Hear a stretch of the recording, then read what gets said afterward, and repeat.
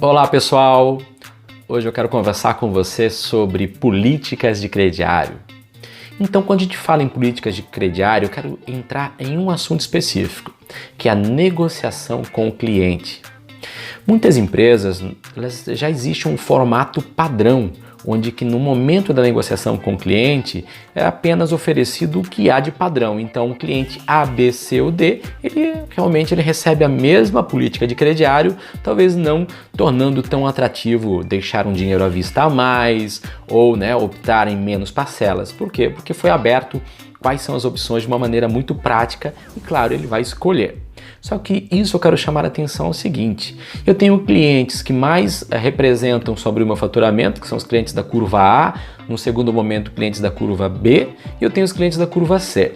A reflexão que eu gostaria de fazer com vocês é o seguinte: se eu tenho um cliente da curva A, que é o que mais compra comigo, e eu tenho um cliente da curva C, que é o que menos compra, e eles estão juntos no balcão de atendimento agora, e eu oferecer a mesma política de crediário, será que eu estou sendo coerente dentro de uma ótica de fortalecer o relacionamento?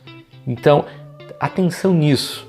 Às vezes o padrão, ele estabelece alguns critérios que as pessoas podem interpretar de uma forma que não seja tão amistosa, né? O cliente da curva A talvez fique um pouco mais chateado, porque se ele está ganhando o mesmo benefício que o cliente da curva C, talvez ele acabe entendendo que não há um ganha-ganha nesta relação. Então, sair do padrão, desse padrão estabelecido para crediário, vai também lhe dar algumas vantagens nesse momento.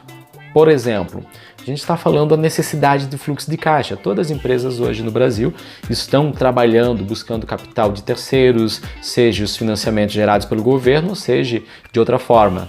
Mas a pergunta: como é que reagem nas negociações quanto aos seus clientes? Aí que está a sacada, pessoal. Quando eu saio do padrão, eu começo a entender que cada negociação é uma nova oportunidade. Então, ao invés de eu ter um padrão de desconto de 5% para todos os clientes, por que talvez eu não tire o padrão e comece a observar as oportunidades para tornar mais atrativo aos clientes me darem mais dinheiro à vista? De maneira bem prática. Se eu tiver um 5% padrão, eu tenho clientes que vão fazer um faturamento de R$100, que vai ter 5% sobre R$100, e eu tenho um padrão de clientes que vão gastar R$2.000, que vai ser 5% dos R$2.000. Detalhe: 5% dos R$100 não vai fazer uma diferença muito grande para aquele cliente. Ele não vai sentir, poxa, ganhei R$5 de desconto, agora eu vou comprar um sorvete. Isso não agrega muito valor.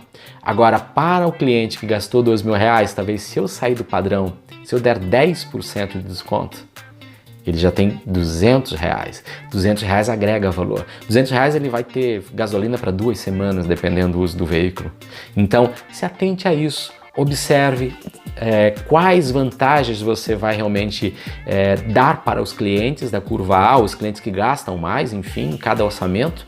E, claro, para que eu possa dar umas vantagens ao cliente, eu também tenho que ter vantagens. Então a sugestão de sair do padrão, por exemplo, do desconto, é você captar mais recurso à vista.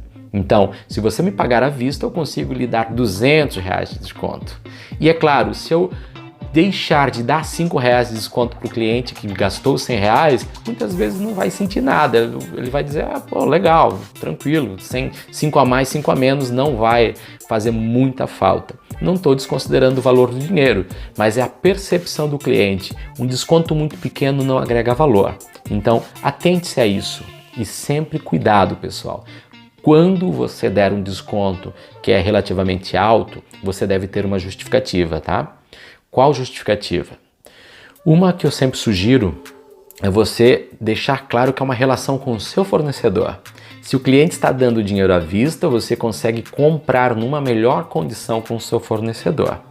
Caso contrário, se você não usar esse tipo de argumento, ele pode entender que você está abusando das margens sobre os produtos, enfim, para poder depois gerar um desconto fictício. Então, fica a dica. Utilize cada negociação a melhor oportunidade para melhorar o fluxo de caixa da sua empresa.